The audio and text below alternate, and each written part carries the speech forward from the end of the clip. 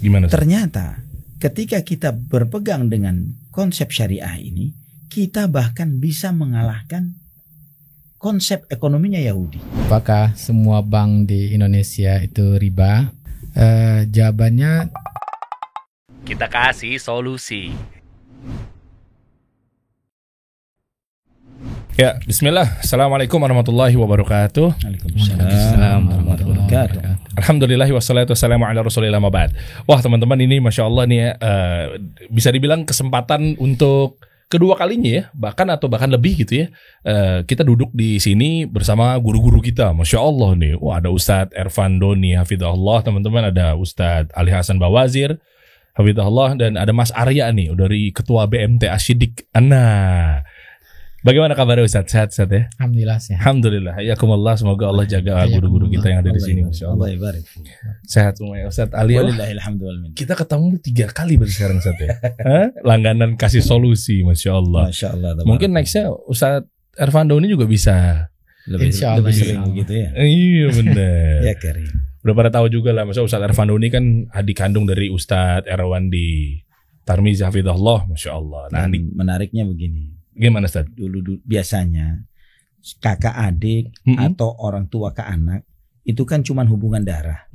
Tapi menariknya Ustadz Fandoni dengan Ustadz Erwandi ini bukan cuma kakak adik, Tapi ilmunya pun juga demikian. Masya Menarik, Allah. jarang-jarang. Jarang-jarang bisa sama mengenai pakar muamalah juga. Berarti ya? Benar, Allah barik fi. Berarti kita cocok banget nih untuk pertanyaan pertama, apakah ada bank syariah di Indonesia, Ustaz? Nanti kita bahas lebih lanjut ya. Berani banget. Ya itu kan yang jadi pertanyaan besar gitu. Sebenarnya apakah semua bank itu riba? Apakah yang berlabel syariah, pemerintah menyatukan 3 bank syariah jadi Bank Syariah Indonesia, apakah itu masih dikategorikan syariah dalam arti sesungguhnya Ustaz? Nanti mungkin bisa dijawab kali ya, kalau Ustaz berkenan. Berkenan Ustaz? Insya Allah nanti kita akan coba bahas ya. Masya Allah. Ada Ustadz Ali juga mau nanya juga, sebenarnya kalau kita bermuamalah, berakad syar'i juga, pasti untung nggak sih dalam segi kaidah agama gitu Ustaz? Nah itu kita bahas sama Mas Arya juga nih ya. Insya Allah. Nah, BMT artinya BMT hadir, berarti apakah ada kesalahan dalam bank-bank syariah di Indonesia tentang permodalan, investasi dan lain sebagainya? Kita mulai mungkin siapa yang sekiranya mungkin Anda justru malah dengan adab nih yang mau berjawab duluan. Ada itu Ustaz Ali dulu. Masya Allah, Masya Allah. Boleh lah kita mulai dari Ustadz Ali dulu kali ya. Allah. Intinya gini Ustadz, sebenarnya keuntungan apa ketika kita melakukan muamalah gitu secara syar'i? Allah barik. Itu dulu deh Ustadz. Fadhal Ustadz. Nah, subhanallah. Bismillahirrahmanirrahim. Alhamdulillahirabbil alamin wassalatu wassalamu ala asyrafil anbiya'i wal mursalin nabiyina Muhammadin wa ala alihi wa sahbihi wat tabi'in wa man tabi'ahum bi ihsanin ila yaumiddin, amma ba'd. Ikhwatul iman, kita hamba Allah Subhanahu wa taala. Setiap muslim sadar bahwa kita tercipta untuk beribadah. Nah, dahsyatnya dinul Islam, hebatnya agama ini, ibadah itu tidak hanya berhenti di tempat ibadah saja. Jika antum bertanya di luar agama Islam, kapan Anda beribadah? Ya, ada yang mengatakan sepekan sekali, ada yang sebulan sekali, ada bahkan mungkin setahun sekali. Di mana Anda beribadah, maka dia akan menyebutkan tempat-tempat ibadah tertentu. Tapi tidak dengan kaum muslimin. Umat Islam, kapan Anda beribadah?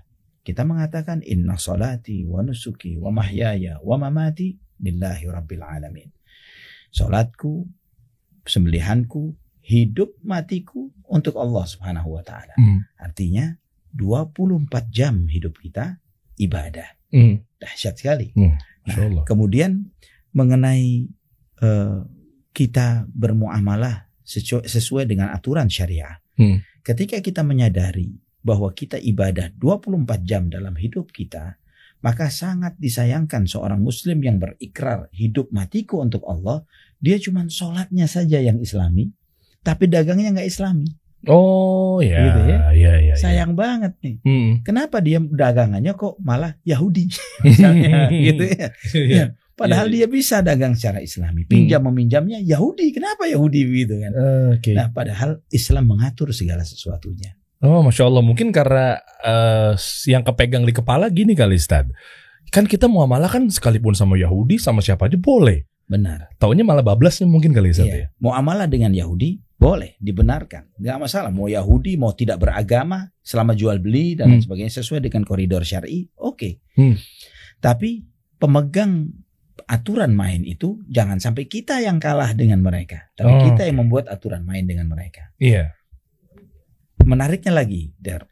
Masya Allahnya begini. Gimana? Ternyata ketika kita berpegang dengan konsep syariah ini, kita bahkan bisa mengalahkan konsep ekonominya Yahudi. Oke. Contoh sederhana.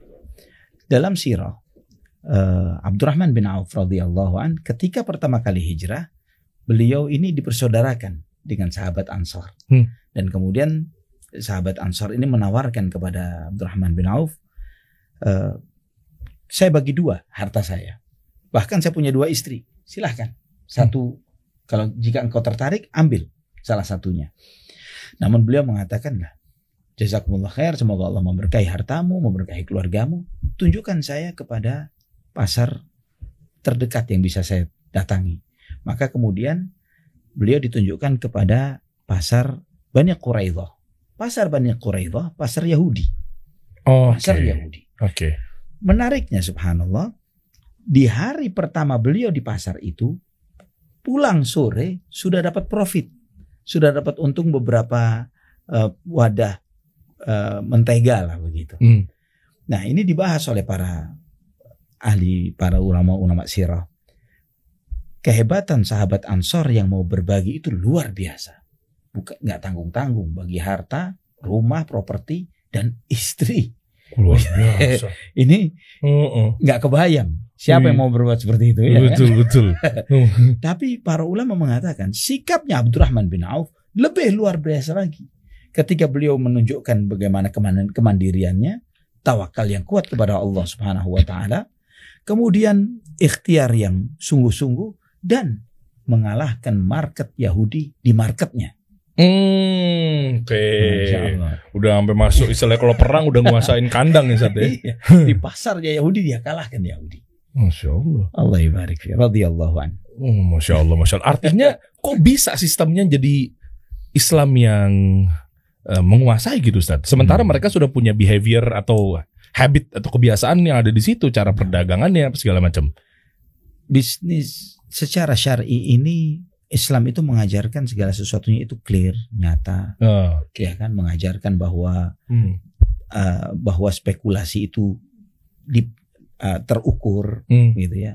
Artinya semua konsep syariah ini selalu mengajarkan kepada kita untuk kita diarahkan untuk selalu mendapatkan keselamatan, keuntungan, dan win-win solution gitu kali, Ustaz. Selalu seperti itu. Makanya enjoy di situ tuh. Oh, ini yang benar, ajib nih begitu kali ya. Masya Allah. Taib, syukran Ustaz, jazakallah khair. Nah, ini kita bahas mengenai investasi nih ke Ustaz Ervando nih. Hayakallah Ustaz. Nah, Hayakallah khair. Jadi sebenarnya investasi yang memang betul-betul syariat, Islam ditegakkan di situ, terus juga tidak ada riba, itu yang seperti apa? Karena memang masih banyak yang salah kaprah. Contoh misalnya begini, Ustadz. Dengan modal beda-beda aja kadang dia nggak tahu kalau nanti perusahaannya exit atau bangkrut kayak gimana nih penanggungannya nih. Nah, yang kayak gitu-gitu kan, apakah memang sesuai dengan modal yang dia tuang atau memang mungkin beda-beda atau mungkin macam-macam. Itu kadang ikhwan-ikhwan kita juga masih salah kaprah di situ, Ustaz. Nah, mudah-mudahan bisa difahami gitu, Ustaz. Fadhal, Ustaz. Investasi apa yang sesuai dengan syariat, yang bebas dari riba ya tentunya. Pastinya setiap muslim ingin mengembangkan harta dengan cara yang halal, yang mana membawa kebahagiaan di dunia dan akhirat bagi pemilik harta itu sendiri. Dan setiap muslim yakin bahwa yang haram itu pasti berbahaya bagi dirinya. Nah, oleh karena itu sebagai seorang muslim harus tahu bagaimana cara menginvestasikan atau mengembangkan harta itu yang sesuai dengan syariat Islam. Ya. Kalau kita lihat maqasid syariah, yaitu tujuan syariat Islam itu adalah untuk membawa kebahagiaan dan mengharamkan sesuatu yang merusak, merugikan orang lain. Nah, begitu juga dalam investasi ini, ya.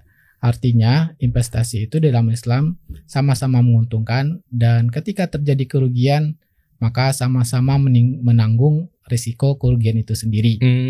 Oke. Nah, kalau kita perhatikan yang dalam Islam, cara mengembangkan harta itu ya ada dengan cara bentuk musyarakah. Musyarakah itu artinya dua orang atau lebih menggabungkan harta mereka dan dijalankan harta itu bersama-sama, atau mereka menunjuk sebagian pihak, dengan mana ketika ada untung dibagi sesuai dengan kesepakatan porsinya, persentase. Nah, ketika terjadi kerugian maka menanggung kerugian tersebut sesuai dengan porsi modalnya. Oh, toib. Berarti kalau mau saham ya, misalnya kita bahas ya. Modal misalnya kita patungan dari nilai 1 miliar. Kita berempat contoh nih Ustadz di sini. Artinya Anda taruh modal 20%, ada yang 30%, ada yang 10%. Nah, kalau 10%-nya berarti kan 100 juta misalnya. Berarti kalau ada kerugian 100 juta itu. Maka kalau terjadi kerugian ini dibagi sesuai dengan porsi modal. Kalau modalnya 10%, berarti dari kerugian tersebut dia menanggung 10%-nya. Kalau dia modalnya 50%, berarti dia menanggung kerugian dari total kerugian tersebut 50%-nya. Kalau nggak ada aset lagi, ketika perusahaannya bangkrut, qadarullah gimana, Sad? Nilai 10%-nya berupa barang bisa? Capital expenses yang udah dikeluarin, meja, kamera, lampu. Nah, bagi hasil itu berarti dengan cara atau menghitung ada keuntungan atau kerugian tersebut dengan cara likuidasi. Oh iya, di liquid ya. Di liquid. Ya. Jadi dinilai semua barang-barang itu juga dinilai dengan nilai uang. Nah, total tersebut baru kita melihat apakah untung atau rugi di sana. Oke. Nah, ternyata setelah berjalan 1 tahun, ternyata liquidnya tersebut kurang dari modal awal, berarti terjadi kerugian. Misalkan kurangnya itu sekitar 100 juta dari 1 miliar, berarti 10%-nya. Berarti 10% itu kalau sahamnya di awal 50%, dari 100 juta itu dia menanggung 50 juta, berarti begitu. Oh, jadi memang benar-benar rata ya, adil dari segi apa ya, tidak ada yang dirugikan, berarti artinya bareng-bareng ditanggung sesuai dengan modal yang dituangkan ya. Iya. Oh, jadi ketika terjadi kerugian maka menanggung sesuai dengan porsi saham modalnya. Tetapi kalau soal keuntungan maka itu biasanya sesuai dengan porsi saham juga, tapi bisa juga karena misalkan pihak ini pekerjaannya lebih berat dari pihak lain, dia minta porsinya lebih besar dari saham dia, itu dibolehkan. Oh, perubahan di akhir gitu boleh Ustaz ya? Asal ridho. Kalau untuk keuntungan itu dibolehkan. Tapi kalau kerugian wajib dengan porsi sahamnya. Karena kalau tidak sesuai dengan saham, riba di situ terjadi. Iya, akan terjadi riba, artinya misalkan dia sahamnya 50%, tapi dia menang kerugian hanya 20%. Artinya ada yang terjamin uangnya 30%. Oke. Dengan terjaminnya uang modalnya 30% itu berarti ketika ada keuntungan maka 30%-nya dari keuntungan itu jadi keuntungan dari modal yang sudah aman. Maka di dalam Islam tidak boleh ada istilah investasi modalnya itu aman, maka itu dipastikan riba. Karena Nabi mengatakan al-kharaju bid-doman, keuntungan yang akan kita dapatkan itu harus dengan kerugian yang siap kita tanggung. Oke, clear. Aman teman-teman di sini ya, udah pada paham nih insyaallah nih. Tapi syukran barakallahu fiik Ustaz. Ya, kita lanjut ke Mas Arya nih. Sepertinya udah ditunggu-tunggu kayaknya, di mana nih? Dery gue nggak ada yang nanya nih. Sepertinya pengen dibahas nih mengenai BMT. Mas Arya ini ketua BMT Asyidik. Nah, kita tipis dulu aja deh, Mas. Sebenarnya BMT yang dimaksud ini adalah, kalau kita kan bermindset BMT tuh kayak sebagai brand ya, tapi sebetulnya BMT ini kayak apa ya, bank gitu kali ya Ustaz saya. Bank ini gitu ya. Nah jadi ada BMT ini apa kepanjangan Afwan? Baitul Mal wa Tamwil. Berarti kan antar yang namanya BMT pun juga bisa dibilang kompetitif di situ ya? Ya tidak juga sebenarnya. Oh enggak juga? Apa saling berkaitan? Saling berkaitan, kita saling membantu harusnya. Oke. Kita bahas satu persatu mengenai, nanti kan di sini enak nih Mas Sarah, ini permodalan, investasi apa segala macam. Pertanyaan pertama yang ringan-ringan dulu aja Mas. Yaitu apa sih? Udah ada BSI, kenapa harus bikin BMT? Ini nggak ringan ini. Oh, nggak ringan. Ini ringan, baru pemanasan. Udah ada Bank Syariah Indonesia. Kita mau investasi, mau pinjam uang buat modal apa segala macam. Kenapa ente bikin BMT? Sangat ringan dong pertanyaannya. Berarti ada yang salah sama BSI. Fadal, bisa mungkin kalau mau dijawab. Ya, mohon izin Ustaz. Masya Allah. Iya, pada dasarnya memang beda sih. BMT ini Baitul Mal wa Tamwil, dan di Indonesia ada banyak Baitul Mal wa Tamwil, itu juga beda-beda. Jadi tidak satu orang memiliki Baitul Mal wa Tamwil. Di BMT ini sebenarnya ada dua pilihan yang dari pemerintah berikan, bisa berupa PT ataupun bisa berupa koperasi. Ada beberapa konsep, ada beberapa pilihan yang kami memutuskan, kami akhirnya dari BMT Asidik berbadan hukum koperasi. Koperasi. Kenapa lebih pilih ke koperasinya? Agar dilancarkan gampang ke depannya atau seperti apa? Ini kan pertanyaan awam nih. Anda mewakili yang awam. Kami merasa kalau koperasi ini tidak diwakili sama individu dan beberapa kelompok. Jadi ini akan selalu digenerasikan ke bawah ataupun ke siapapun yang berhak. Jadi koperasi ini tidak ada yang memiliki, dimiliki sama anggota.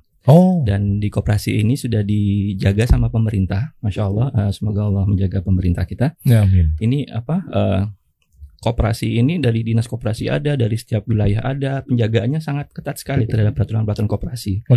Dan kita pun dari BMT Asidik adalah KSPPS ya, Koperasi Simpan Pinjam Pembiayaan Syariah. Nah di sini maka peraturan-peraturan yang kita patuhi adalah peraturan-peraturan yang sudah disesuai dengan KSPPS tadi. Ya, jadi BMT seperti itu. BMT memang beda dari bank, tergantung, tapi juga BMT-nya badan hukumnya seperti apa. Apakah itu koperasi, apakah itu PT, punya konsekuensi masing-masing. Saya pikir memilih koperasi karena biar tidak diawasi oleh OJK. Saya pikir kan bener gak sih? Kalau koperasi nggak ada diawasin OJK kan? Saya rasa Afwan kalau salah. Bisa juga. Bisa juga. Bisa juga. Mungkin di skalabilitas yang tinggi, OJK akan harus mengawasi. Gitu. Biasanya kan fintech syariah, betul nggak sih Ustaz? Yang kayak misalnya pendanaan yang berlabelkan fintech itu kan yang harus izin OJK dulu. Iya kan? Mungkin karena maslahat ke masyarakatnya lebih besar atau bagaimana dari sisi pemerintah. Kan di luaran sana ada LBS ya Ustaz ya? Ya Ustadz Erwan di situ kan, LBS dan Syafiq, macam-macam oleh Alami, macam-macam, masya Allah, begitu. Nah, berarti clear di situ tuh hadir tuh BMT. Insya Allah. Baik.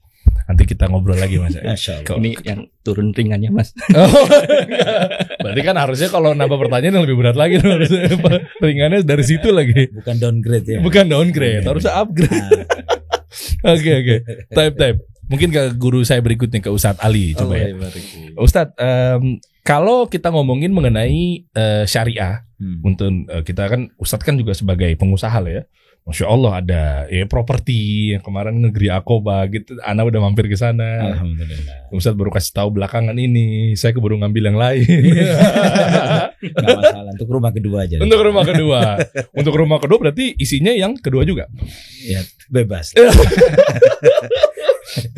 Nah, emang pasti untung ya Ustadz. Untuk kalau kita bermuamalah sesuai dengan syariah. Maksudnya untung dalam tanda kutip gitu lah ya. Sebetulnya begini, secara finansial pun benar. Artinya begini, ketika kita dilindungi dari kerugian, itu kan sudah untung sebetulnya. Ya, selamat dari kerugian, itu kan sudah profit. Oke. Benar ya? Betul. Dalam hal misalnya, bagaimana syariat mengajarkan kepada kita supaya menghindari transaksi yang bersifat gharar, yang ketidakjelasan dalam jual beli. Ya, itu kita dilarang untuk melakukan transaksi dalam misalnya beli suatu produk yang tidak terukur dengan jelas kualitas dan kuantitasnya, misalnya. Ini diharamkan dalam syariat. Terus kemudian contoh yang lainnya adalah misalnya dalam beberapa contoh komoditi riba yang dijelaskan dalam syariat. Misalnya jual beli emas. Bagaimana di dalam syariat ini melarang jual beli emas yang tidak tunai dalam pembayaran maupun serah terima produknya. Yang sekarang banyak dengan asumsi dinar, dirham, emas dan perak. Kemudian mentransaksikannya secara online. Oh banyak. Banyak banget gitu ya. Iya, ngechatnya, ngebookingnya dari pagi, ntar gue transfer sore deh pada asar. Barangnya kirim dulu aja, itu udah beda tuh ya nilainya. Bukan barangnya kirim dulu.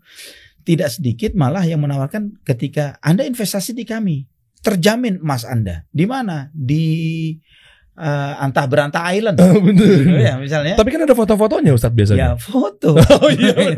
Anda bisa kasih berapa ton nanti minta gitu kan. Kalau foto ya. Kan, ya. Oh iya benar. Nah itu Antah Berantah Island dia nawarkan. Ada nanti semuanya terjamin. Ada sertifikat bisa kita buatnya dengan banyak label dan stempel dan sebagainya. Kartu sertifikat ya, itu. Sertifikat dan sebagainya. Namun syariat mengharamkan seperti ini.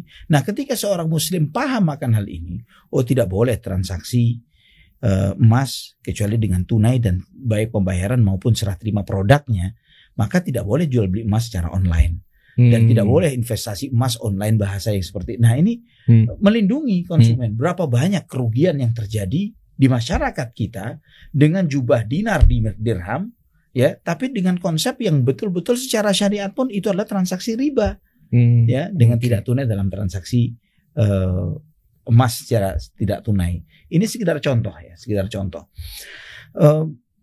Juga misalnya di dalam semua bab-bab muamalah maliyah ini, muamalah tentang keuangan ini, semuanya memberikan perlindungan kepada setiap pihak yang terlibat di sana. Ya, insya Allah nanti Ustaz Irfandoni bisa lebih detail dan dalam menjelaskan akan hal tersebut. Dan andai kata pun misalnya, ya dalam konsep tadi yang sempat singgung dengan tentang musyarakah atau mudharabah itu misalnya. Ketika seorang muslim atau beberapa muslim berkomitmen untuk bermuamalah secara syar'i dan kemudian berinvestasi di satu unit usaha tertentu, anggap yang paling sial adalah rugi. Iya. Rugi sesuai dengan ketentuan Allah Subhanahu wa taala. Artinya bukan dibuat, bukan karena keteledoran tertentu, tapi memang takdirnya rugi. Ketika seorang muslim telah menjalani usahanya ini sesuai dengan aturan syariat, artinya dia mencari ridhanya Allah. Mendapatkan ridhanya Allah itu rugi atau untung? Oh ya untung. Ya, khalas.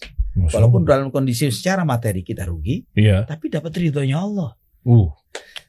Makanya itu bisa dibilang selalu pasti untung. Iya bener ya. Ya itu yang banyak orang salah kaprah Ustadz. Pengennya ngejar profitable, tapi ternyata dari kacamata dunia aja Ustadz. Kita bukan materialisme. Kita bukan penganut materialisme. Bahwa materi itu memang kita hidup butuh materi. Maka Islam mengatur materi. Tapi materi itu dijadikan di dalam Islam ini sebagai sarana untuk ibadah. Kita makan, kita berpakaian, kita hidup, kita butuh materi. Tapi ekstra dari materi yang kita miliki, share kepada yang lain, bantu dengan mudharabah, dengan jual beli, dengan banyak, dengan pinjam meminjam, semua ajaran syariat ini dengan wakaf, hibah, hadiah, sedekah, semua hal itu untuk mengajarkan kepada kita sebagai seorang muslim, kita hidup sebagai hamba Allah Subhanahu wa taala, bukan penganut materialisme yang segala sesuatunya dinilai dengan uang. Uang adalah segalanya. Lah, muslim adalah hamba Allah Subhanahu wa taala. Masya Allah, clear. Syukran Ustaz, barakallahu fiik.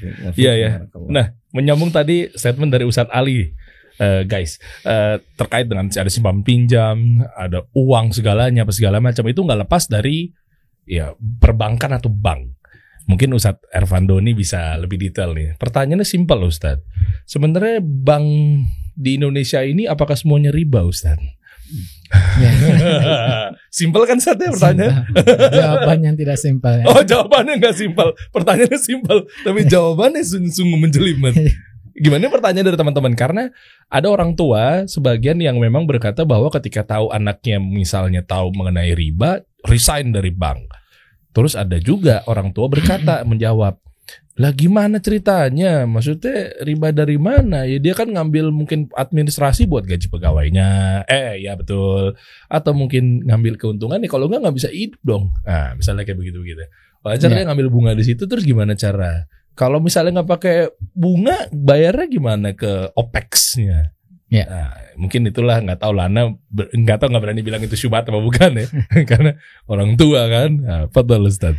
Kalau dari pertanyaan apakah semua bank di Indonesia itu riba, jawabannya dari segi pelaksanaan bank itu sendiri di Indonesia ini ada bank konvensional dan ada bank syariah. Yeah.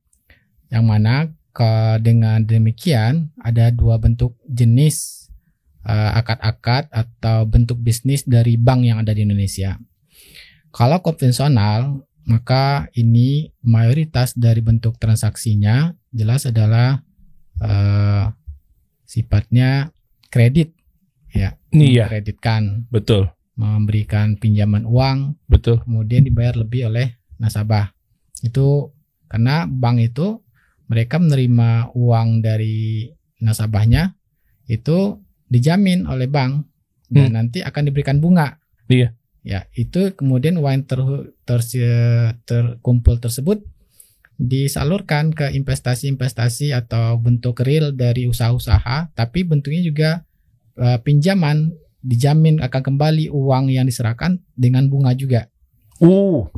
Nah, itu yang bentuk transaksi bank konvensional. Maka para ulama sepakat kalau dalam akad utang piutang ini, yang mana dijamin uang yang akan dikembalikan akan diberikan kembali kepada nasabahnya, dan bank ketika memberikan uang kepada suatu usaha juga usaha itu berkewajiban memberikan kembali uangnya tersebut, maka ini akannya utang piutang. Maka para ulama sudah sepakat melalui kaidah fikih setiap utang piutang tidak boleh ada tambahan. Nah, ini bentuk bank yang bisnis yang pertama, bank konvensional. Jadi jelas ini di dalam Islam dilarang seorang muslim untuk cara mencari keuntungan dengan cara riba ini. Oh, berarti artinya konvensional tadi Anda mendengar mayoritas berarti riba. Ya. Berarti masih ada yang nggak riba dong, Ustaz? Ada ya? Ribanya. Seperti layanan jasa yang itu dibolehkan dalam syariat. Bank konvensional? Iya. Contohnya seperti layanan transfer. Layanan transfer mereka hanya membebankan kepada orang yang menggunakan layanan jasa mereka, yaitu administrasi dan murni administrasi. Nah, itu dibolehkan, nggak ada masalah ketika kita menggunakan jasa layanan bank konvensional tersebut. Oke. Kemudian yang kedua, ada bentuk bank yang bentuk bisnisnya berusaha karena melihat masyarakat Indonesia dalam mayoritas muslim, maka orang-orang yang ahli dalam agama Islam, masyarakat kita Indonesia, maka para ulamanya berusaha bagaimana membuat bank syariah Islami. Nah, inilah yang banyak seperti BSI, Bank Syariah Islam. Nah, yang mana dalam bentuk bisnisnya ini menerapkan akad-akad atau kontrak-kontrak yang sesuai dengan kontrak dalam Islam. Dan ini Bank BSI ini berjalannya dengan menjalankan fatwa DSN MUI, Dewan Syariah Nasional, Majelis Ulama Indonesia. Jadi fatwa inilah sebagai acuan dalam mempraktekkan bentuk-bentuk bank syariah. Nah, pertanyaannya, apakah tadi kita kembali pada pertanyaan awal, apakah semua bank yang di Indonesia ini riba? Maka kalau bank kedua ini mereka berusaha bentuknya sesuai dengan syariat Islam. Tetapi yang namanya suatu usaha terkadang ada yang masih ada belum sempurna. Nah, contohnya fatwanya sudah benar, ya, tetapi ketika praktek di lapangannya tidak sesuai dengan fatwa. Atau fatwanya itu masih umum, ketika prakteknya tidak dijelaskan secara rinci, prakteknya ternyata bertentangan dengan syariah. Nah, ini kekurangan pertama. Nah, artinya masyarakat sebagai seorang muslim juga harus mengetahui bagaimana akad-akad dalam Islam tersebut juga untuk mengontrol praktek di lapangan itu sendiri. Nah, itu yang juga kita harus wajib belajar. Nah, kemudian selain dari prakteknya yang salah, mungkin ada juga fatwa-fatwa ulama DSN tersendiri yang kontroversi. Maksudnya ketika dibandingkan dengan fatwa-fatwa ulama internasional ternyata ada perbedaan di sana. Nah, mungkin perbedaan-perbedaan inilah yang terkadang menyebabkan ya sebagian tidak memilih pendapat ini, sebagian memilih pendapat ini. Akhirnya di sanalah terjadi perselisihan. Mungkin masih menganggap ini tidak sesuai syariah, tapi menurut pendapat yang dijalankan oleh bank-bank syariah, mereka mengikuti pendapat DSN MUI dan itu sudah sesuai syariat Islam menurut DSN MUI. Nah, itulah itu ya. Untuk jawaban soal apakah semua bank di Indonesia itu syariat atau tidak. Masya Allah. Nah, ini syukran Ustaz, barakallahu fiik. Ya, ini yang Ana rasakan ketika Ana pakai kartu ATM yang memang kartu ATM-nya bank konvensional. Oke, swasta pula lagi. Nah, ternyata ketika ada beberapa teman-teman yang lagi nonton, misalnya Ana buka workshop, buka kelas, bisnis, dan lain-lainnya, transfernya ke atas nama Ana, Deriansa, tapi ke bank yang konvensional, bahkan dia bukan syariah, plus dia juga swasta. Ya. Itu langsung hujatan ada aja tuh. 50-50 lah. Ada yang gak masalah, bodo amat. Ada juga yang kayak, ente ngaji sunnah masih pakai bank konvensional nih rekeningnya. Wah, kan itu rame tuh Ustaz. Kenapa nggak pakai BSI? Kenapa nggak pakai bank syariah yang lainnya? Kenapa nggak pakai muamalah? Begitu. Ya. Wah, apakah langkah Ana salah Ustaz? Kalau ternyata Ana salah menurut fatwa Ustaz Arfandoni, Ana akan tutup kartu tersebut. Karena kebawa dari pekerjaan yang dulu Ustaz harus memang pakai bank tersebut. Waktu Ana ngantor gitu buat gajian apa segala macam. Jadi Ana nggak bikin baru lagi. Sebenarnya itu aja sih. Walaupun itu ada penyerangan juga. Emang buka rekening berapa hari sih Der? Wah, kan bisa ke BSI, bisa ke muamalah, bisa ke yang lainnya gitu. Maksudnya kadang juga ikhwan-ikhwan yang ngaji malah lebih ustadz dibanding ustadznya gitu. Ya mungkin Anda juga salah ya. Mohon dikoreksi Ustadz. Bagaimana membuka tabungan rekening di bank konvensional? Nah, kita sudah tahu tadi bahwa mayoritas bentuk usaha yang dijalankan di bank konvensional adalah dengan cara tadi, yaitu menghutangkan dan cara ribawi intinya. Maka ketika kita buka rekening, berarti di sana ada pernyataan bahwa uang kita akan mendapatkan bunga. Iya. Ya, pernyataan mendapatkan bunga. Maka pernyataan mendapatkan bunga itu jelas dilarang di dalam Islam. Ya, maka dilarang dalam Islam. Tidak boleh kita membuka akad riba dengan bank konvensional tersebut. Nah, tadi disebutkan bahwa awalnya karena kecuali darurat, boleh buka rekening di bank konvensional karena darurat. Darurat contohnya seperti tidak adanya bank syariah, atau darurat karena kita hanya disalurkan gaji melalui rekening konvensional. Nah, itu. Nah, ini dianggap sebagai darurat karena mengakibatkan hilangnya hak kita, yaitu di antara 5 hal yang dijaga dalam Islam, yaitu masalah harta. Artinya jika harta kita bisa hilang, maka kita boleh melakukan hal yang darurat ini. Ya, dan mana Allah mengatakan faman turra ghaira baghi wala adim fala itsma alai. Ya. Kemudian siapa yang terpaksa untuk melakukan yang haram itu maka tidak ada dosanya. Kemudian juga Allah mengatakan waqad fassala lakum ma harrama alaikum illa ma turitum ilai. Allah sudah menjelaskan pada kalian yang haram kecuali kalian terpaksa untuk melakukannya. Di antara sudah dijelaskan Allah Ta'ala bahwa uang kita tidak boleh ada tambahan ketika kita memberikan pinjaman kepada bank tersebut. Menabung itu dianggap dalam Islam adalah pinjaman. Karena dijamin kepada kita uangnya akan kembali, berarti itu pinjaman. Oh iya. Ya, dijamin. Maka jaminan itu adalah pinjaman utang piutang dan tidak boleh ada bunganya. Nah, ini sehingga dibolehkannya itu terpaksa. Nah, pertanyaannya apakah ini terpaksa membukanya atau tidak? Kalau tidak terpaksa maka berubah menjadi haram.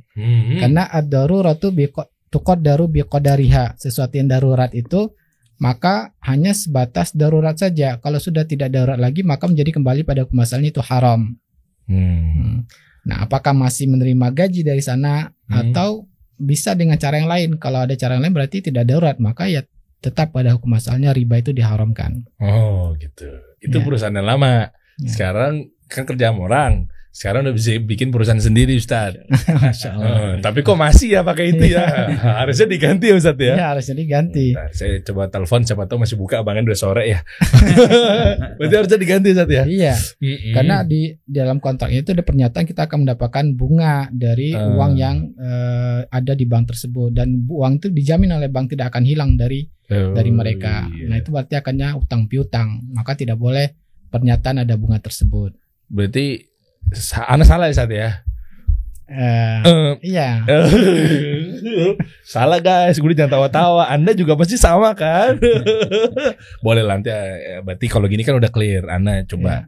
Nah, kemudian kalau memang kita terpaksa menggunakannya tadi seperti menerima gaji, itu gimana, Ustaz? Terpaksa, maka boleh kita menggunakannya dalam menerima gaji. Begitu sudah kita terima gaji, wajib kita ambil uang tersebut. Makanya tadi kaidahnya ad-daruratu tuqaddaru biqadariha, sesuatu yang darurat itu maka sebatas daruratnya hanya untuk menerima gaji.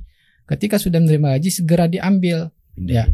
Kalaupun masih ada berbunga, maka bunganya ini kita berikan pada sarana umum atau fakir miskin. Nah, ini yang boleh disebutkan para ulama untuk mengambil bunganya, yaitu memang terpaksa kita melakukannya. Tapi kalau tidak terpaksa, maka jelas itu adalah haram, tidak boleh kita melakukannya.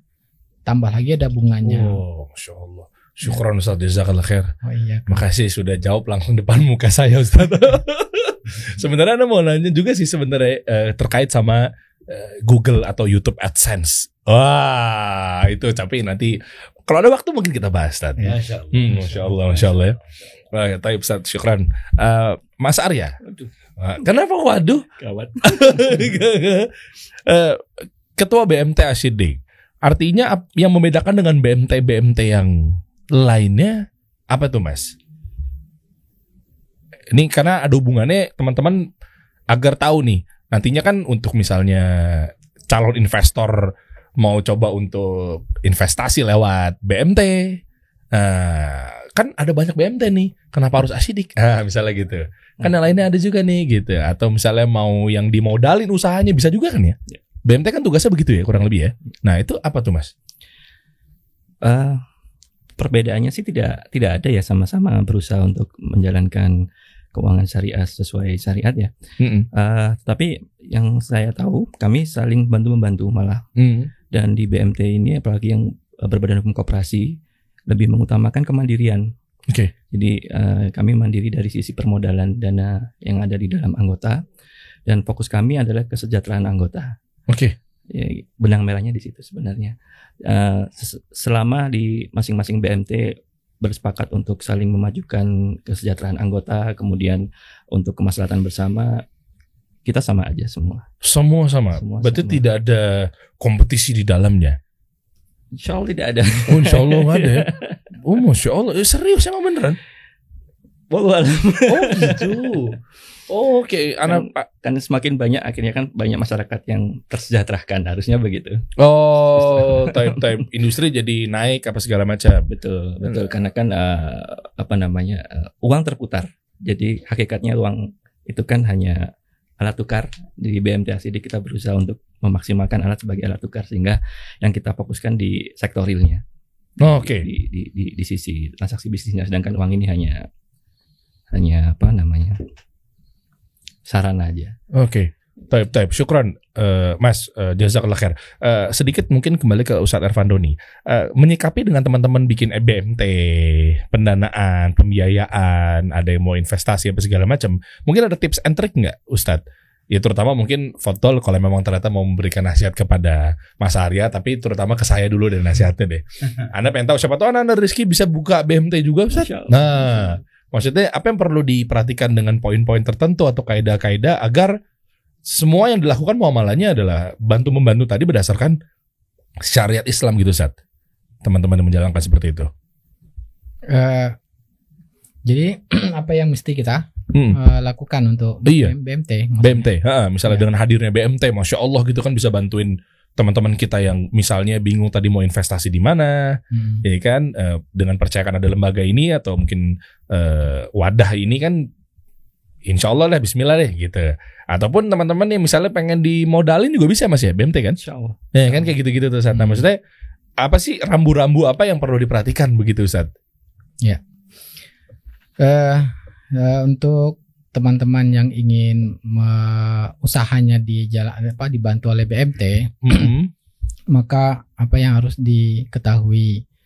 Maka ya bahwa tentunya koperasi ini adalah menjalankan uang orang banyak, uang anggotanya yang akan disalurkan kepada usaha-usaha. Tentunya mereka sebagai pengurus tidak akan memberikan dana orang banyak ini kepada sembarangan usaha. Nah, apa yang mesti dilakukan? Ya usahanya tentunya secara bisnis harus yang sehat dulu. Ya sehat. Kemudian juga pemilik usaha ini juga harus tahu dulu dengan hukum syariat, sehingga nanti dalam praktek usahanya tidak melakukan hal-hal yang haram yang lainnya.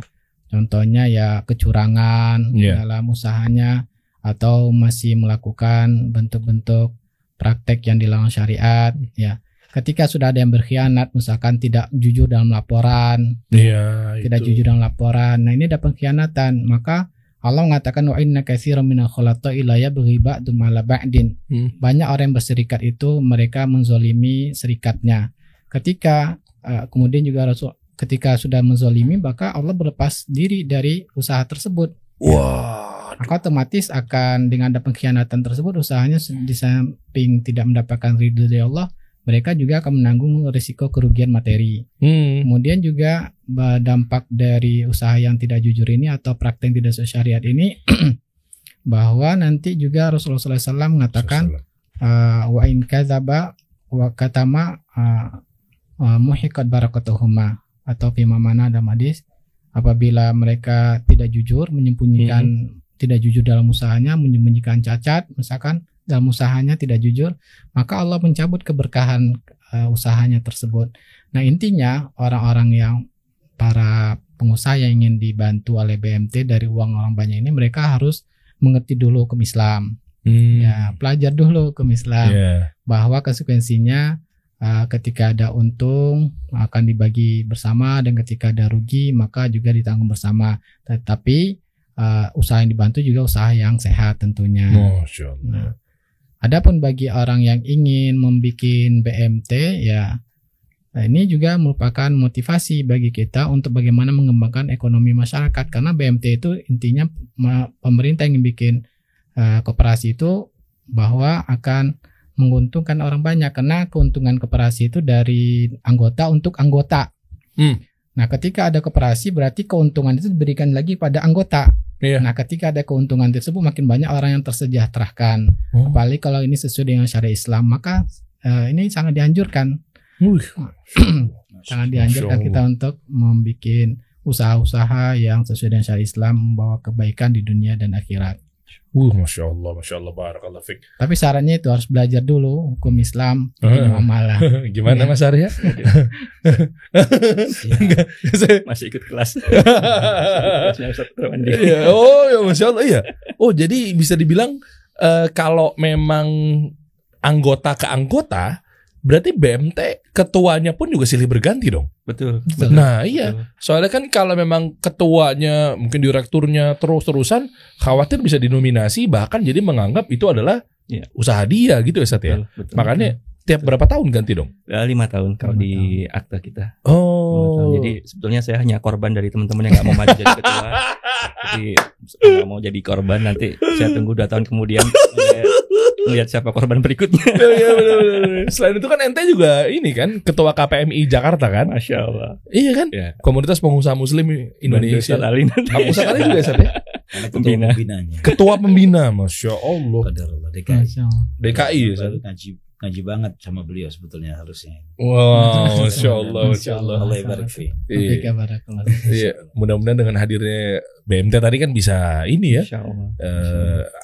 At least tahu lah buat teman-teman yang mau investasi ke sini juga kan minimal yang bapak ketuanya udah ikutan kelas muamalah, masya Allah kan ya. Mudah-mudahan lantar lah, kita bahas lagi lebih lanjut ya bro. Oke, Ustadz Ali, masya Allah. Ustadz gini Ustadz. Dilewatin nggak bisa. Enggak berat. Ada kadang pertanyaannya suka, insya Allah lembut lah satu gitu ya. Apa coba tingkat kelembutannya nih? Kita mulai dari sekarang. Nih. Banyak keluarga yang kesulitan ekonomi, Ustadz. Wah. Iya. Apakah memang dengan mengembalikan ekonominya solusi dalam Islam seperti apa? Jangan-jangan yang dipilih oleh mereka cara mengembalikan ekonominya dengan memelihara boneka arwah. Wah. Antum bilang boneka arwah bergetar. Bergetar langsung nih. Spirit doll. Wah. Ini kan maksudnya sangat ringan setiap pembahasannya ya. Maksudnya apakah itu menjadi solusi atau ternyata selama ini ada tipu daya atau mungkin permainan-permainan para kapitalis investor sehingga digoreng jadinya naik tuh. Wah, di hire endorsement apa segala macam, artis muncul ke permukaan. Apa seperti apa sih Sat? Maksudnya memperbaiki ekonomi yang sulit gitu. Oke, baik. Mengenai ekonomi yang susah atau sulit. Ini bagian dari ujian kehidupan dunia. Ya, Allah Subhanahu wa taala memang menguji kita. Allah Subhanahu wa taala, "Wa nabluukum bisyarri wal khairi fitnah." Kami menguji kalian dengan keburukan, dengan kebaikan, semuanya sebagai bentuk ujian. Dan ujian itu, orang yang diuji dengan kesulitan atau sebaliknya diuji dengan kekayaan bukan berarti bahwa orang itu lebih disayang oleh Allah ketimbang yang diuji dengan kemiskinan. Ya, fa'ammal insanu idza mabtalahu rabbuhu fa'akramahu wa na'amahu fayaqulu rabbi akraman wa amma idza mabtalahu faqadara 'alaihi rizqahu fayaqulu rabbi ahanan.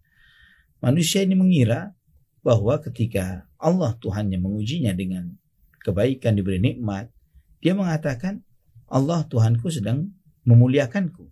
Dan ketika diuji dengan disempitkan rezekinya, dia mengatakan Rabbi dia mengatakan bahwa Allah Subhanahu wa taala sedang menghinakan dirinya. Kalla, tidak seperti itu. Tidak seperti itu.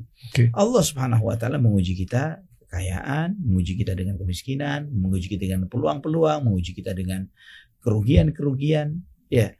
Dan kemudian juga dalam sebuah hadis yang dihasankan oleh Syekh Al-Albani rahimahullah, Nabi SAW menyebutkan bahwa malaikat Jibril, anna ruhal qudus nafatha fi ru'i, bahwa Ruhul Qudus, yaitu malaikat Jibril, menyampaikan ke dalam hatiku bahwa suatu jiwa tidak akan mati sampai sempurna rizkinya. Ya, tidak akan dicabut ajalnya sampai telah sampai kepada puncak rizkinya. Artinya bahwa ketika seseorang itu masih hidup, ya antum periksa, jantung masih berdetak, insya Allah ada rizkinya masih. Ya. Allah Subhanahu wa taala mengatur rizki hambanya ini sebelum Allah menciptakan langit dan bumi dan semua isinya. Wa qaddara fiha aqwata. Allah telah mentakdirkan setiap kebutuhan konsumsi makanan setiap makhluknya. Kata Imam Al-Tabari dalam tafsirnya bahwa Allah Subhanahu wa taala tidak membatasi rizki itu untuk manusia saja, untuk binatang saja, tapi semua jenis makhluknya Allah telah takdirkan apa yang bakal mereka konsumsi dan mereka dapatkan. Maka Nabi SAW mengajarkan fa'ajmilu fit talab. Maka yang baiklah kamu di dalam mencari rizki. Jangan sampai karena lambatnya rizki membawa kalian untuk mencari dengan cara yang haram. Ya, apalagi syirik. Ya, apalagi syirik. Datang ke kuburan tertentu, pesugihan. Iya kan? Betul. Terus kemudian cari tuyul gitu ya. Ini apa? Sesajen. Ya, beragam jenis apa yang perbuatan-perbuatan yang kemudian dia menggadaikan imannya untuk dunia. Ya, menggadaikan imannya untuk dunia. Jangan sampai dia melakukan sesuatu yang haram karena lambatnya rizki. Karena apa yang ada di sisi Allah, rahmat yang ada di sisi Allah tidak diraih, tidak diperoleh kecuali dengan ketaatan kepada Allah Subhanahu wa taala.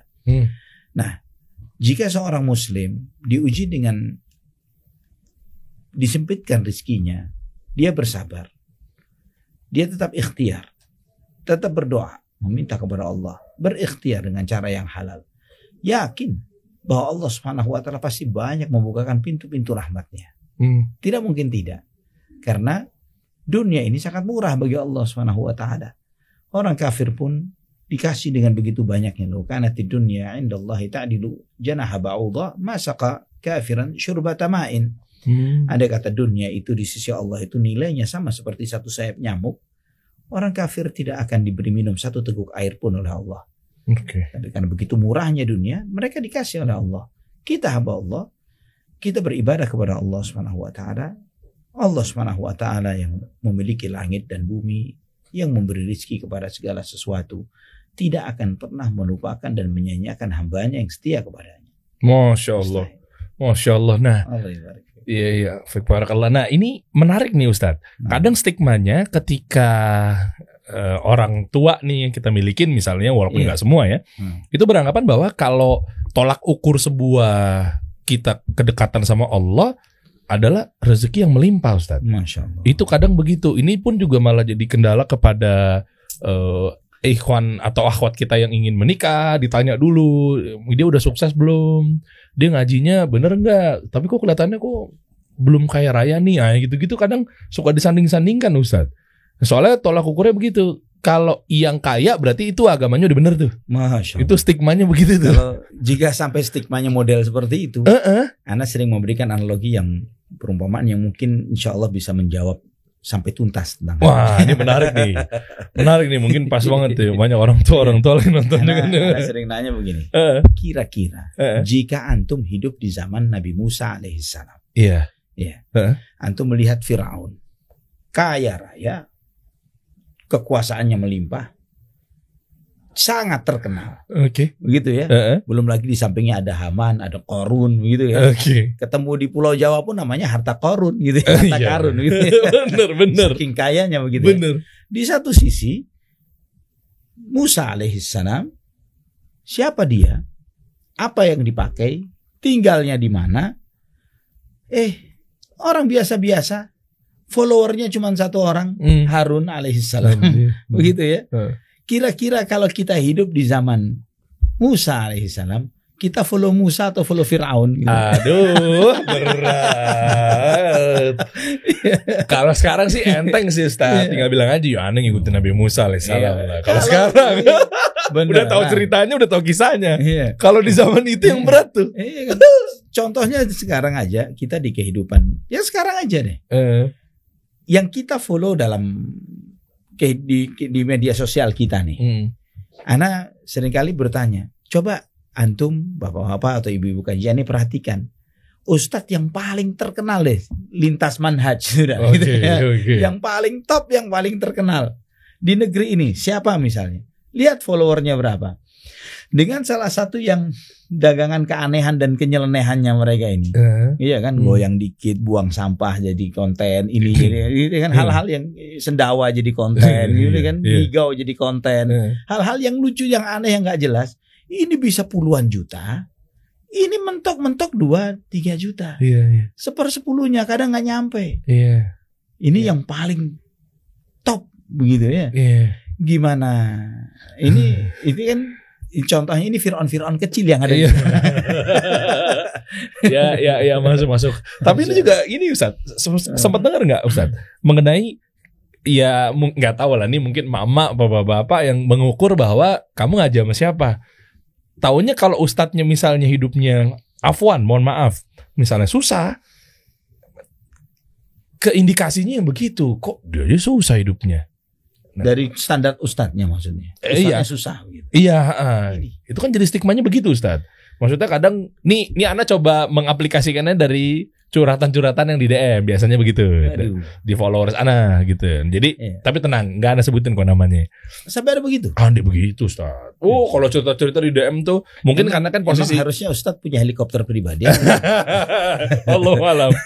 Iya, maksudnya Ana kan selalu menganggap dekat lah sama followers, teman apa segala macam. Jadi nggak ada batasan gitu kan. Kadang Ana juga sempat bilang di story gitu, ayo ada yang mau nanya nggak, nitipin pertanyaan ke Ustadz. Anda mau ngobrol nanti mungkin misalnya ke Jakarta mengaji, misalnya ke podcast ngundang sama ustadz apa segala macam kayak gitu-gitu kan. Kadang Ana bantulah teman-teman gitu. Kadang ada yang cerita sampai seperti itu. Ana mesti ngaji sama sini, ya qadarullah orang tuanya belum ngaji. Dia cerita begitulah curhatnya. Belum ngaji. Susah gitu. Dia ngaji sama ustadz ini. Taunya kan yang ke framing di media kan ustadz-ustadz yang mana gitu. Tapi ternyata nggak sependapat sama anaknya karena dia nggak ngaji sama ustadz ini. Tapi kamu nggak usah tuh lihat dong ustadz itu punya mobil ini kan ke media tuh muncul punya ini ya gitu-gitu, punya usaha ini, bisnisnya ini. Tapi sementara tolak ukur orang tua yang mungkin belum Allah berikan taufik, mindset fitrahnya tuh kadang ya kamu kalau kamu ntar gini kamu mau hidupnya kayak gini. Nah kayak gitu-gitu loh Ustaz. Kalau mencari trainer bisnis, mungkin benar tolak ukur yang dilihat. Ya, bahwa ketika mencari seorang pembimbing usaha, maka harus dicari orang yang sudah sampai ke tujuan yang mau kita tuju. Masya Allah. Kan gitu kan ya. Mau jadi sukses secara duniawi, ya cari siapa orang sudah sukses secara duniawi, jadikan dia sebagai guru kita dalam urusan dunia. Nah ini kan belajarnya bukan urusan dunia, urusan akhirat, urusan ibadah kepada Allah SWT, tentang akidah, tentang iman. Yang kita lihat para ulama-ulama kita, contoh misalnya Al-Imam An-Nawawi, siapa yang nggak kenal dengan beliau rahimahullah, sampai akhir hayatnya dalam keadaan sangat memprihatinkan, ya, dalam kondisi yang sangat memprihatinkan. Beliau sampai akhir hayatnya pun masih dibiayai oleh kedua orang tuanya, Masya Allah, rahimahullah rahmatan wasi'ah. Tapi kita lihat keberkahan ilmunya. Siapa orang alim dari madhab apapun, ya, madhab mau dia Hanafi, mau dia Maliki, mau Syafi'i atau Hambali, semuanya membutuhkan karya-karya Imam Nawawi rahimahullah. Ya, kita yang ngaji sunnah, alhamdulillah, para ulama-ulama kita walaupun sebagian besarnya dari Saudi Arabia bermadhab Hambali, tapi selalu di dalam kitab-kitab mereka qala Nawawi, Imam Nawawi berkata, selalu. Tidak mungkin ada ulama madhab apapun itu tidak merujuk kepada karya beliau. Itu dalam urusan agama, ya. Dan memang talibul ilm, seorang penuntut ilmu, dalam konteks ini para ulama pun adalah selalu memposisikan mereka adalah para penuntut ilmu. Para ulama selalu memposisikan dirinya, saya alim, nggak pernah ada seperti itu. Tapi mereka menuntut ilmu. Kekayaan mereka adalah ilmunya. Kekayaan mereka bukan dari hartanya. Ana mengomentari dai-dai artis, ya, begitu ya, dai-dai yang menjadikan dai itu sebagai profesi sama seperti artis tertentu, yang main di dan sebagainya. Dai sejati, seorang talibul ilm sejati itu, mereka menjadikan waktunya untuk belajar, menuntut ilmu, membaca buku, ya, sehingga harta terkaya mereka itu kitab, ya. Kitab ini lebih berharga, bahkan membuat banyak istri kita cemburu sama kitab, bukan dengan ya kan, cemburunya istrinya kok itu aja yang dipegangin. Memang begitu Ustaz Arfandon. Seperti itu. Kita dengan buku itu tidak pernah merasa kesepian, dan nggak boleh istilahnya kalau misalnya lagi kondisi kantong pas-pasan belanja atau kitab, jangan sampai ke toko buku. Bisa bahaya ini. Bisa bahaya. Kebeli itu biasanya tuh. Ya, ada yang lihat satu buku, waduh, nggak bisa tidur karena kepikiran nggak bisa beli buku tersebut. Padahal sepaketnya bisa 2,5 juta, 3 juta. Ilmu ini tidak murah. Cuman di satu sisi ada dai ketika diwawancarai di media dan kemudian ditanya tentang profesinya sebagai seorang dai, karena dia memprofesikan diri sebagai dai. Koleksi yang ditunjukkan itu bukan koleksi kitab, tapi koleksi jam tangan yang ganti-ganti, kacamata frame yang ganti-ganti, jubah pakaian yang ganti-ganti. Anak tungguin mana kitabnya nih? Gitu. Nggak ada kitab yang dipamerkan. Cuman ini saya belikan cincin akik yang berwarna-warni dan sebagainya sebagai tuntutan profesi tampil di depan media.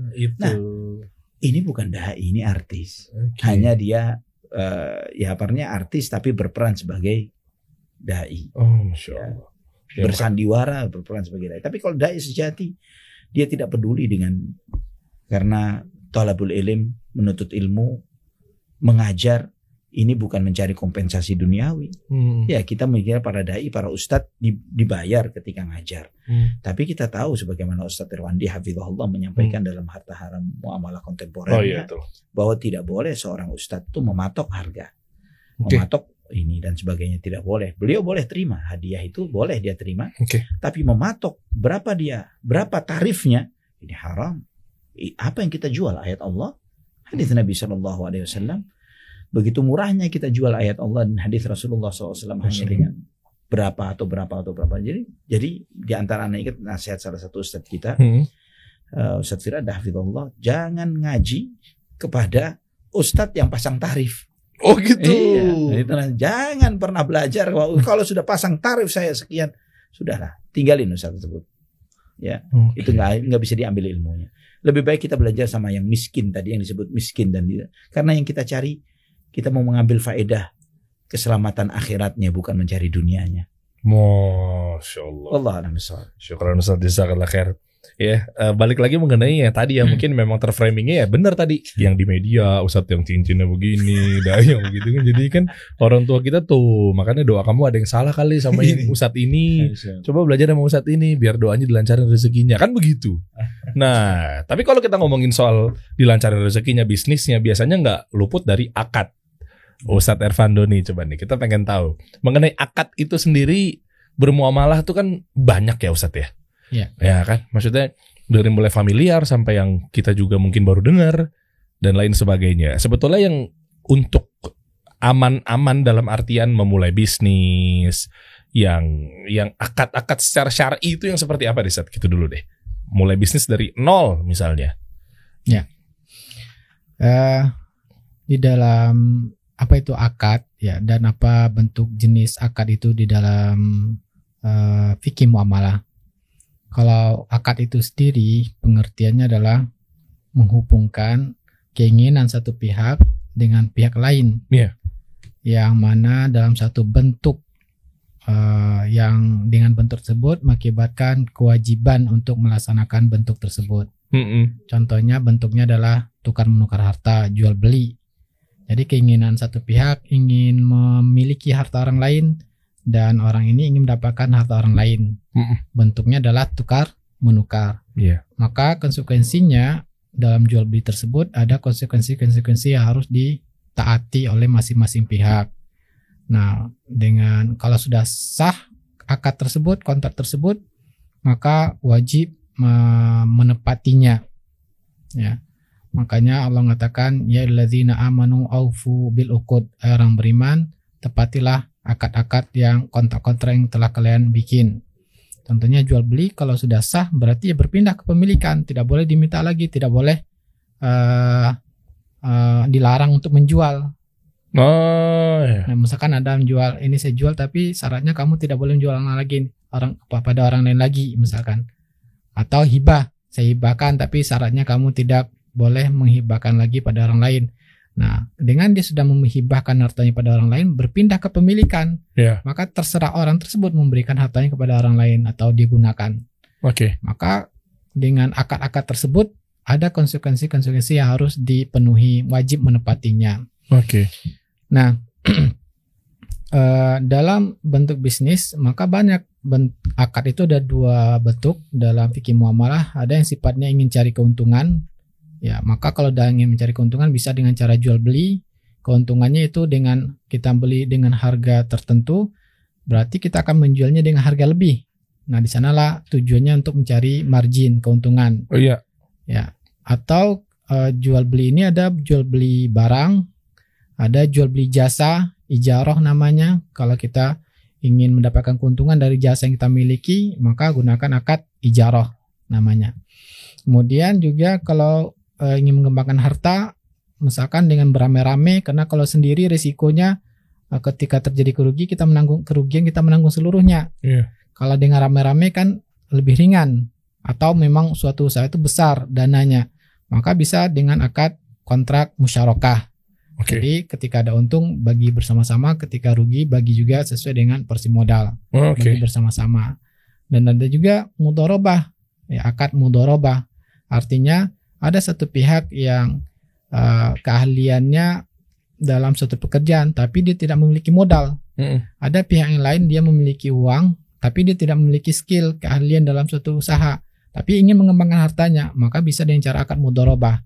Dia memberikan uangnya untuk dijalankan oleh pihak lain, pengelola, dengan tentu yang sesuai dengan syariat juga ketentuannya. Nah, itulah bentuk-bentuk akad yang mana tujuannya untuk mencari keuntungan. Dan ada juga akad bentuk kontrak itu tujuannya hanya sosial. Iya. Sosial. Contohnya seperti utang piutang. Ya, itu betul-betul sosial. Maka kaedahnya tidak boleh kita dalam utang piutang itu mencari untung. Ya. Maka kalau ada keuntungan dari utang piutang menjadi riba, ini yang diharamkan. Karena memang Islam menjadikannya itu adalah akadnya adalah akad sosial. Makanya kullu qardin jara manfaatan fahuwa riba. Setiap utang piutang ya ada manfaat yang diambil oleh orang yang memberikan pinjam tersebut, maka dia menjadi riba. Baik manfaat itu berupa materi maupun manfaat-manfaat ya seperti jasa, misalkan ketika jasa itu contohnya seperti saya pinjamkan uang tapi syaratnya antarkan saya ke sana, maka syarat mengantarkan itu adalah keuntungan yang bisa menyebabkan riba. Oke. Maka ini bentuk jenis akad yang kedua adalah sosial. Contoh sesuatu yang lain seperti hadiah atau hibah atau sedekah. Nah, atau contohnya juga yang sosial seperti penjaminan, wakaf, kafalah, penjaminan garantor. Maka dalam Islam ya tidak boleh ada keuntungan dalam akad menjamin utang orang. Nah, ini maka harus memposisikan akad itu sesuai dengan konsekuensi yang sudah diatur dalam Islam. Ya Allah ta'ala. Masya Allah, syukur Ustaz Barakallahu Fik. Nah, clear jadinya dalam artian karena memang masih banyak yang bingung tadi, terutama mungkin sesimpel mudharabah gitu kali ya. Nah, apalagi yang memang dari BMT sendiri lagi menggaungkan mengenai tabungan mudharabah. Bener gak Mas Arya? Nah, iya kan? Iya. Nah, ini sekalian kita bahas nih, apa sih program-program yang ada di BMT ini mengenai tadi udah sempat disampaikan oleh Ustadz Ervando nih mengenai mudharabah gitu. Iya. Bismillah. Ya, tabungan mudharabah di BMT Asidik sebenarnya adalah aplikasi dari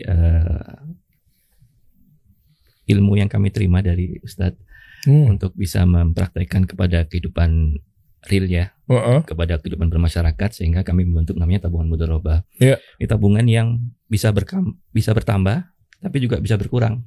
Contohnya gimana? Simulasiin coba. Kalau kita nabung di tabungan mudharabah ini tergantung akad mudharabahnya mudharabah apa, tapi yang kami punya saat ini adalah mudharabah muqayyad, jadi tertentu di sektor yang tertentu dulu. Misal sektor industri yang sedang kita buka saat ini. Sektor industri ini durasi tabungan 3 bulan. Kemudian proyeksi perkiraan keuntungan ada sekitar 11,45%. Nah, masyarakat yang nanti anggota yang nabung di sini, dia akan mengalami penambahan tabungan seperti yang dalam proyeksi apabila berjalan sesuai proyeksi usaha, ataupun tiba-tiba bisa berkurang sesuai dengan porsi modal tentunya apabila usaha mengalami kerugian. Iya.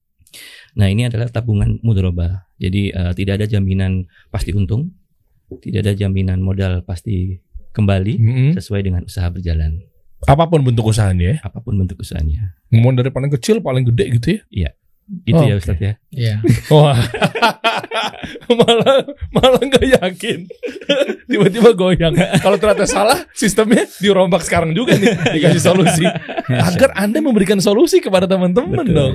Iya kan?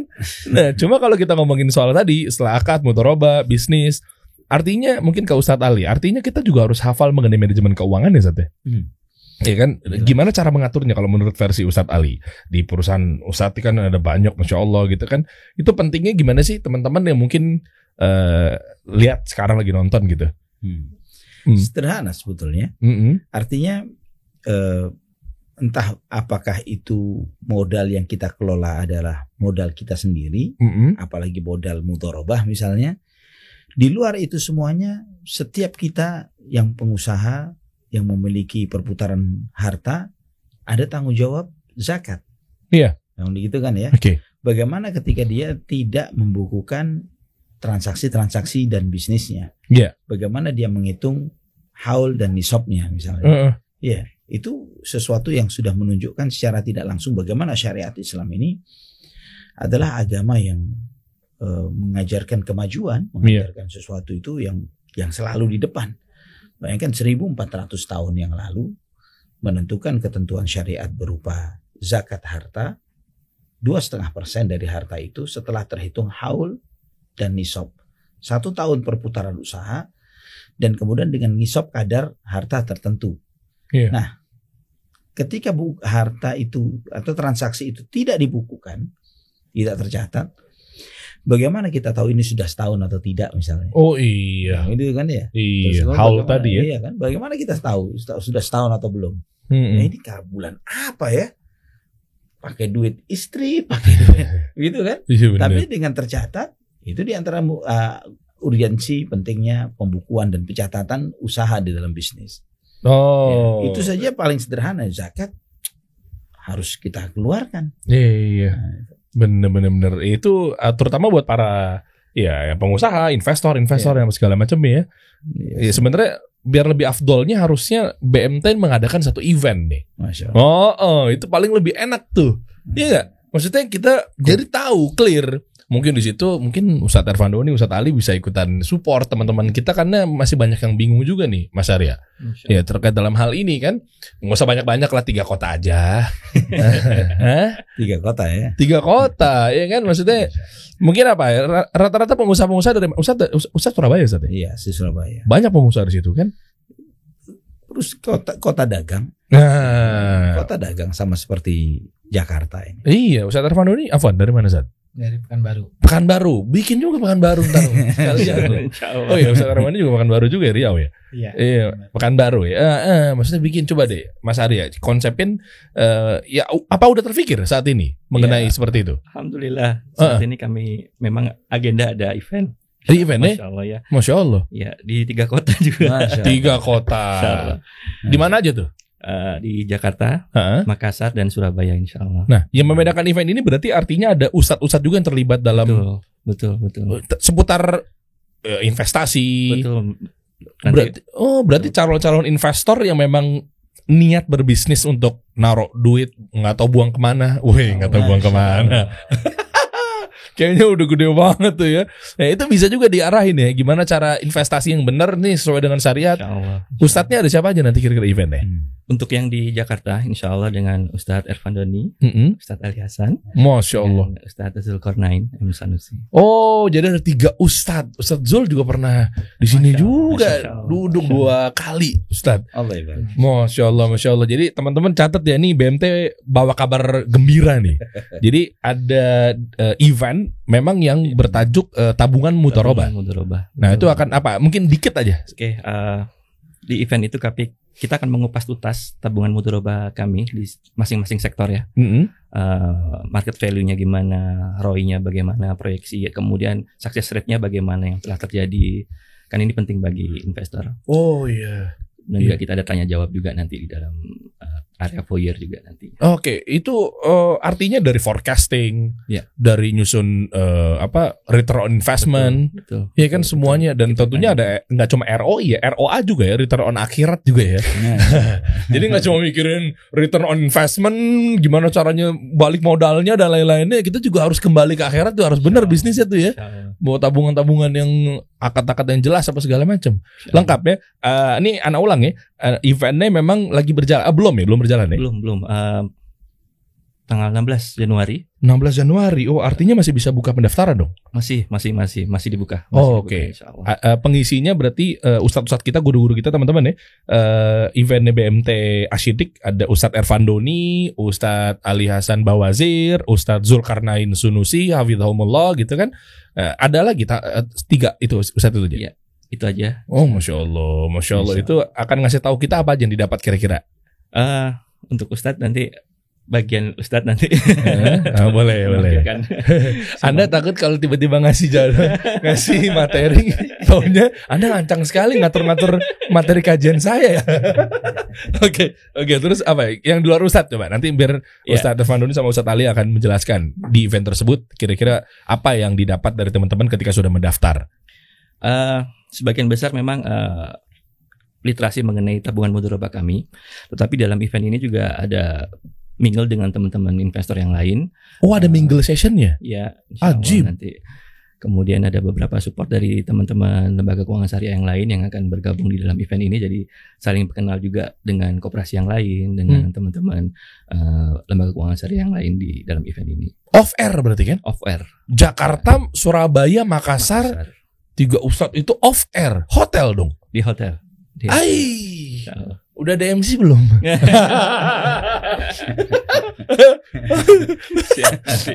Bisa diomongin lah. Tahu lah kalau udah duduk di podcast ini kan rate-nya berapa udah kebayang lah. Masya Allah. Astagfirullah. Ya kayak gitu ya. Nah, kalau untuk Ustadz sendiri, Ustadz Ali, Ustadz Irfandoni, apa kira-kira materi yang nanti akan dibawakan di event BMT Asyidik ini? Lebih memberikan motivasi sebetulnya. Karena alhamdulillah kesadaran untuk kembali kepada agama ini tumbuh di antara kaum muslimin, di antara remaja kita, anak-anak muda. Alhamdulillah semangat untuk hijrah. Namun tidak sedikit dari kita yang hijrah itu masih parsial, tidak termasuk dalam bagaimana mereka ma'isyah dan mencari nafkahnya. Iya itu. Dan kita belajar Islam, ya menyeluruh Islam itu. Tidak hanya bicara tentang akidah, tauhid. Ya, kita tidak hanya bicara tentang akhlak, tapi kita juga bicara tentang muamalah. Dan juga insya Allah secara global tadi kita sempat singgung mengenai pasti untungnya berinvestasi dengan konsep syariah yang diajarkan oleh Allah Subhanahu wa taala dan Rasulnya. Karena di situ kita akan melihat setiap kita tafakur tentang sebagaimana disinggung sedikit oleh Ustaz Irfandoni hafizahullah terkait dengan maqasidus syariah, bahwa kita melihat bagaimana di dalam penerapan syariat Allah Subhanahu wa taala dalam muamalah maliyah ini, dalam muamalah secara materi, kita akan melihat bahwa di balik itu semuanya mengandung kemaslahatan hidup bagi setiap mereka yang mengamalkannya. Iya. Di dunia sebelum kemaslahatan itu akan berlangsung dan berlanjut di akhirat kelak. Masya Allah, syukran Ustaz, barakallahu fiik. Kalau Ustaz Irfandoni kira-kira ada materi yang dibawakan seperti apa di hitungannya apa? Workshop atau event atau workshop off air 3 kota di hotel, nanti dijelasin ya di mana aja hotelnya ya. Dan yang paling terpenting berapa tuh itunya? Apa mau ngasih gratis untuk 1.000 orang pertama? Hotel aja udah izinnya nggak bisa banyak-banyak ya. Bagaimana Ustaz Irfandoni, fadhol Ustaz? Iya, saya dipercayakan membahas untuk mengenai akad-akad dalam investasi syariah Islam, kemudian mengenal investasi yang dilarang di dalam Islam. Oh, itu penting tuh. Nah, itu yang setiap investor harus mengetahui apa yang dilarang dalam Islam dalam mengembangkan harta dan bagaimana caranya, solusinya untuk mendapatkan keuntungan dari mengembangkan harta tersebut yang halal. Itu dia tuh penting tuh. Jadi nanti akan dibongkar habis-habisan Ustaz sana ya. Iya, insyaallah. Insyaallah. Pemateri-pemateri lain ini siapa aja Mas? Yang nanti akan ngasih tahu, mungkin dari BMT juga support ya. BMT support insyaallah. Masya Allah.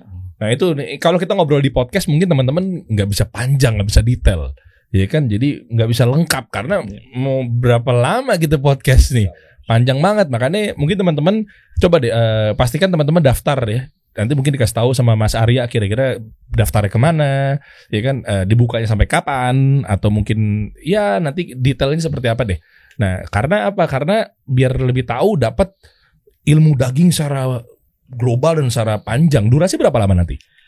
Nah ini memang acaranya sempit ya, cuman setengah hari. Dan setengah hari lama dong. Setengah hari 6 jam. Dari jam 2:30 sampai jam 2:30. Ih melama itu mah. 2:30 sampai jam 2:30. Dengan ikutan gitu mah insya Allah mah dapat semua. Bisa mingle session, ketemu sama ustadz kita. Masya Allah. Ada Ustadz Zulkarnain Sunusi juga kan, yang belum hadir di sini maksudnya sekarang ini kan. Masya Allah. Terus. Nah di dalam event ini memang kursinya memang terbatas betul. Jadi teman-teman bisa segera daftar dulu karena memang kapasitas terbatas dari peraturan pemerintah, memang tidak bisa ada batasan saat ini. Sehingga memang kita dulukan yang daftar pertama duluan. Yang berikutnya mungkin next event kalau misalnya kita buka lagi. Berapa bocorannya seatnya? Iya. Seatnya aja. Kalau di Jakarta Makassar pemesanan tiketnya sekitar 450.000. Kalau di Surabaya 750. Oke. Hotelnya kalau di Jakarta insya Allah di Hotel Sufyan Cut Mutia. Oh, Cut Mutia, ya. Kalau di Makassar di Hotel Harper Perintis by Aston. Dapat apa aja, Mas? Makan. Iya dong, masa kita udah di sana nggak dikasih makan. Dapat makan siang, dapat snack, kemudian mingle session dan ilmu. Oh itu mahal tuh. Itu. Masya Allah. Tanya langsung bisa berarti? Bisa, insya Allah. Insya Allah nanti apabila waktunya pas kita siapkan waktunya. Wah mantap. Gimana untuk berapa seat jumlah orang yang boleh daftar karena memang peraturan pemerintah? Sebenarnya antara 70 sampai 100 maksimal saat ini. 70 sampai 100. Jadi nggak banyak memang. Ente tahu nggak subscribernya podcast Kasih Solusi 80 berapa Dim? 84 ribu 85 ribu. Ente zolim. Cuma gimana tuh Ustaz? Cuma dari 83 ribu potensi nonton segitu cuma dikasih cuma 100 orang. Arya. Kata beliau kan next event. Oh next event. Iya. Bagaimana satu hukumnya sebenarnya? Langsung nanya hukum. Itu gimana tuh? Ya segitu. Oh iya, ya makanya buru-buruan daftar tuh berarti. Total bocorin dong yang udah daftar berapa? Sudah hampir setengah sudah. Gak usah ngomong, tinggal gocap dong ya. Iya. Masya Allah. Ya udahlah, ya mudah-mudahan rezeki teman-teman ya. Ayo makanya buruan deh. Cara daftarnya gimana? Via online memang semua. Langsung ke website BMT Asidik juga bisa. Search saja BMT Asidik, nanti di situ ada pemesanan tiket event. Semoga Allah mudahkan bisa dapat ininya. Jangan nangis nggak apa-apa. Ya, saya khawatir dimarahin sama yang nggak dapat soalnya. Oke terus. Atau lewat Bitly tiket BMT itu juga bisa. Ada linknya nggak? Coba boleh tolong dibuka dong Dim. Di akunnya BMT ya? Di akunnya BMT Asidik.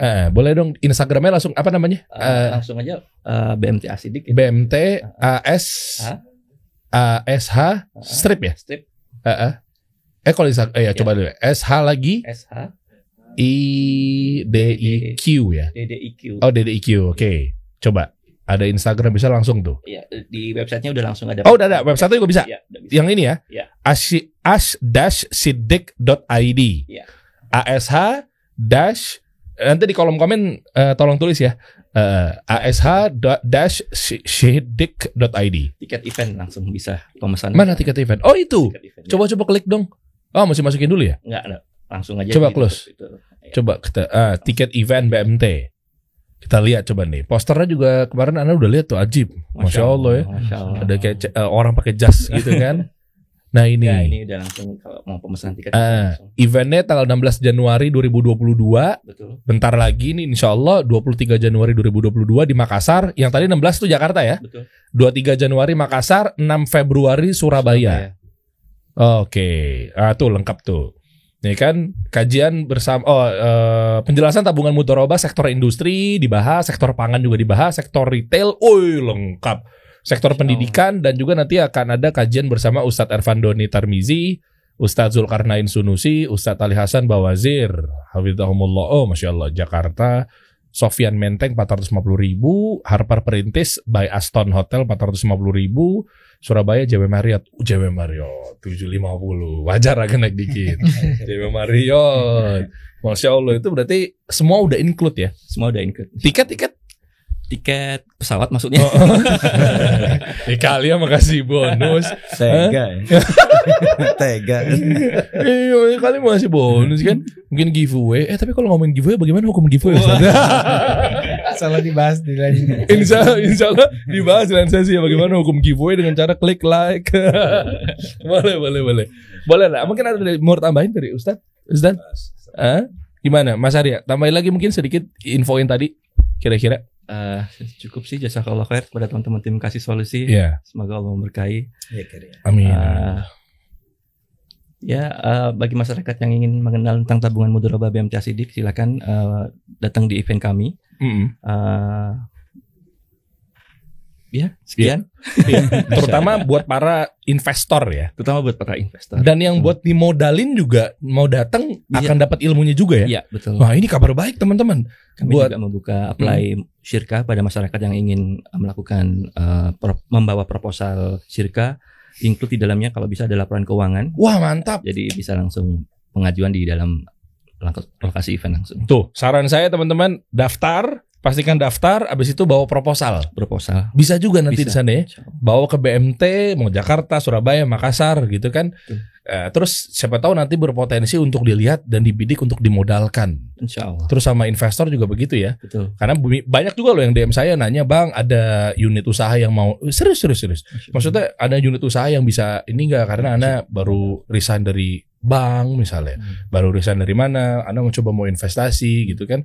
Nah, kasih solusi gimana Bang gitu. Ana suka jawab aja, enggak, masih ada dananya masih kuat. Insya Allah. Tapi kayaknya bakal habis soalnya. Nanti bakal bisa mungkin join. Kayak gitu-gitu juga nanti akan ada bermanfaat di situ ya. Insya Allah. Mungkin Ustadz ditutup. Silakan. Fadhal. Ana sudah mulai tadi. Masya Allah. Barakallahu fiikum. Ya. Apa yang telah kita bicarakan tadi semoga menjadi amal soleh, tujuannya untuk memberikan solusi bagi umat tentang masalah-masalah yang ada di masyarakat. Semoga ini menjadi amal soleh kita, dan kita tentunya ada kekurangan di dalam pembicaraan tadi. Maka kalau ada kekurangan, kami mohon maaf atas kekurangan tersebut, dan kita tutup majelis ini dan doa kafatul majelis. Ya, subhanallah wa bihamdihi. Ya, syukran Ustaz, jazakumullah khair, barakallahu fiik. Sudah sempetin hadir di sini dan membawa informasi yang sangat luar biasa. Ini solusi banget insyaallah buat teman-teman deh. BMT kasih solusi. Wah, buat teman-teman dengan di event tabungan mudharabah tersebut ya. Baik, kalau gitu assalamualaikum warahmatullahi wabarakatuh. Waalaikumsalam warahmatullahi wabarakatuh. Kita kasih solusi.